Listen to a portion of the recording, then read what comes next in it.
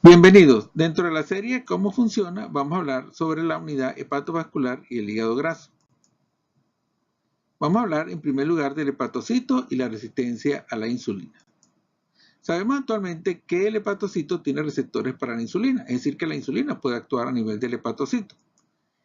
A través de su receptor llamado IRS activa una señal llamada fosfatidilinositol 3 quinasa que actúa a su vez sobre la señal AKT, favoreciendo en primer lugar la lipogénesis, bloqueando la gluconeogénesis y favoreciendo la síntesis de glucógeno.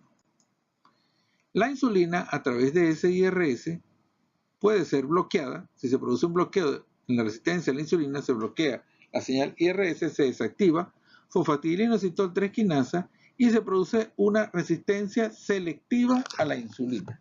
¿Por qué decimos selectiva? ¿Por qué decimos que es selectiva? Decimos que es selectiva porque no se bloquean todas las señales. Se estimula la lipogénesis, se estimula la gluconeogénesis, produciendo glucosa, y se bloquea, eso sí, la síntesis de glucógeno. Hay elementos insulinosensibilizadores como la adiponectina y el GLP-1 que restablecen la señal de AKT y entonces van a favorecer la disminución de la lipogénesis, disminución de la producción de glucógeno y la síntesis de glucógeno. Tenemos que tener en cuenta que dentro del hepatocito se encuentran todos los elementos del sistema renina-angiotensina. Se encuentra el angiotensinógeno, la angiotensina 1, la angiotensina 2, el receptor AT1 y todo lo cual va a conllevar a la producción de radicales libres. Tenemos entonces que la angiotensina actúa como elemento que favorece la resistencia a la insulina. Bloquea la señal IRS y al bloquearla se bloquea la fosfatidilinositol 3 quinasa, con lo cual se aumenta la lipogénesis, se aumenta la gluconeogénesis y se bloquea la síntesis de glucógeno. Entonces tenemos que la angiotensina a nivel hepático favorece lipogénesis y gluconeogénesis. Vamos a hablar ahora sobre hígado graso y disfunción endotelial. Aquí tenemos entonces la barrera hepatovascular. Tenemos una célula endotelial sinusoidal. Tenemos un espacio llamado el sinusoide que se encuentra por fuera de la célula endotelial sinusoidal y un espacio llamado el espacio de Dice que está situado entre la célula endotelial sinusoidal y el hepatocito. Tenemos una célula estrellada que viene a constituir el pericito hepático y tenemos la célula de Kupffer que son los macrófagos hepáticos. Y aquí tenemos entonces por último el hepatocito. La célula endotelial sinusoidal es el límite entre el sinusoide y el espacio de Dice, como lo vemos acá.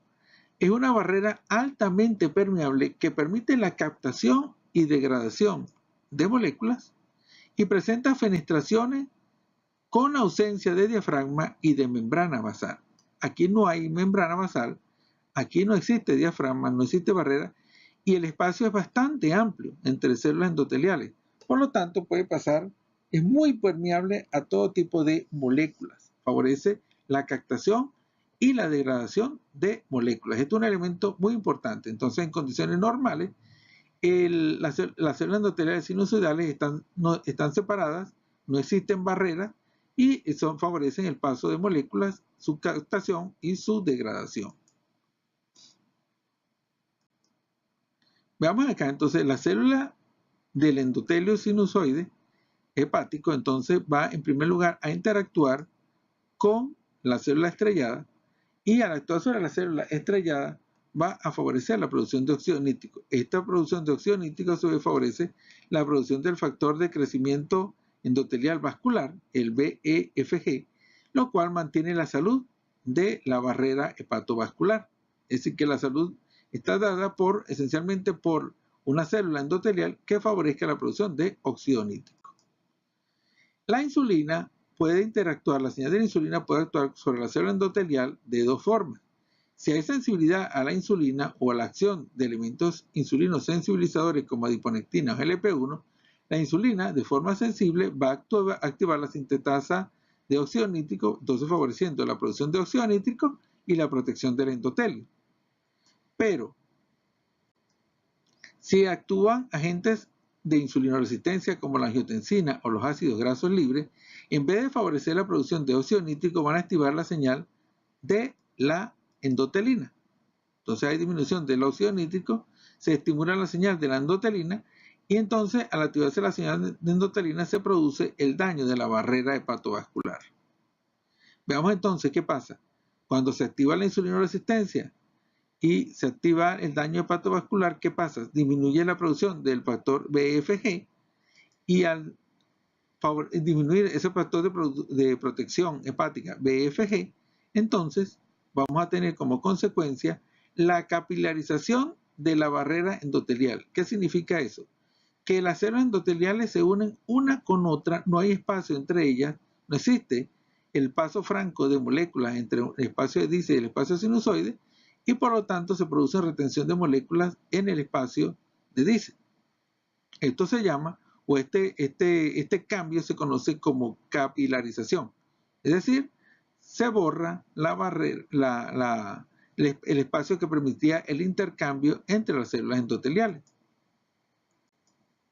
Entonces, ¿qué otros cambios tenemos a nivel hepático? Bueno, a nivel hepático se activan los macrófagos, las células de Kupffer, por acción de cuando disminuye el factor BFG, entonces se activan las células de Kupffer y también aumenta la producción de la matriz de colágeno. Entonces tenemos fibrosis, aumento de producción de colágeno y estimulación de los macrófagos inflamatorios.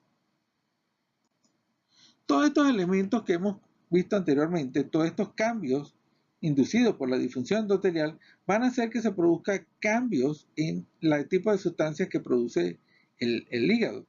Estas sustancias pueden ir, estas sustancias que puede producir el hígado ante la inflamación, se conocen como hepatoquinas inflamatorias y de entre ellos tenemos la fectina A, la angiotensina, la endotelina, la proteína C reactiva, el PAI-1, el fibrinógeno y la interleuquina 6. Quiere decir entonces que todos los cambios que hemos conocido anteriormente de alteración de la barrera hepatovascular, entonces cambian el perfil del hepatocito, lo hacen productor de sustancias inflamatorias. El hepatocito produce todas estas sustancias inflamatorias que van a tener incidencia en daño cardiovascular. ¿Cómo se produce ese cambio cardiovascular y cuáles son sus aplicaciones terapéuticas? Entonces tenemos que desde que se inicia el daño hepático, desde la esteatosis hepática, la inflamación, hasta la cirrosis final, el hígado entonces, como dijimos, produce una serie de sustancias llamadas hepatoquinas inflamatorias.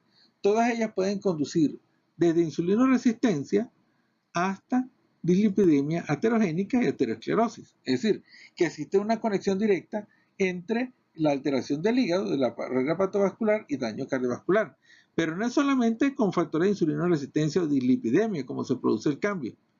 Actualmente sabemos que estas sustancias, estas hepatoquinas, pueden producir cambios en la estructura cardíaca, pueden producir hipertrofia cardíaca, pueden producir valvulopatía, pueden producir un aumento en la incidencia de fibrilación auricular y falla cardíaca final. Entonces tenemos que tener en cuenta que las hepatoquinas desde muy tempranas edades en el hígado graso pueden actuar alterando la salud cardiovascular, no solamente desde el punto de vista de factores aterogénicos como tales, sino también producen factores que alteran la estructura cardíaca, que favorecen valvulopatía, que favorecen arritmia y daño estructural, hipertrofia cardíaca. Podemos actuar de diferentes maneras con cambios en el estilo de vida y uno de los elementos más interesantes desde el punto de vista terapéutico en la actualidad es la acción de las estatinas. ¿Por qué? Porque las estatinas revierten el efecto de la célula endotelial, revierten favoreciendo la producción de óxido nítrico por parte de la célula endotelial, lo cual favorece entonces o estimula el factor BFG y entonces cuando se estimula el factor BFG entonces se revierten los cambios previamente indicados. Se revierte la histología del hígado graso, entonces se revierte el factor de activación de macrófagos y se revierte la producción de colágeno característica. ¿Qué podemos concluir entonces de todo ello? La mayoría de las muertes en pacientes con hígado graso son debidas a enfermedad cardiovascular. La esteatopatitis es la forma más avanzada del hígado graso y combinada con fibrosis aumenta el riesgo de mortalidad por enfermedad cardiovascular hasta un 350%. Los cambios en el estilo de vida y la pérdida de peso son las principales medidas terapéuticas. Dentro del tratamiento farmacológico de primera línea se encuentran estatinas, probablemente estatinas de alta potencia en altas dosis. Esta estrategia podría tener una efectividad 50% superior para disminuir mortalidad cardiovascular en pacientes de alto riesgo cardiovascular e hígado graso, comparado a cuando se utiliza en pacientes con alto riesgo cardiovascular, pero estructura y función hepática normal.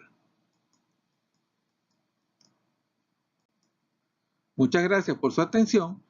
Suscríbanse al nuevo canal de YouTube, El Traductor Médico. Mi nombre es Miguel Contreras. Muchas gracias.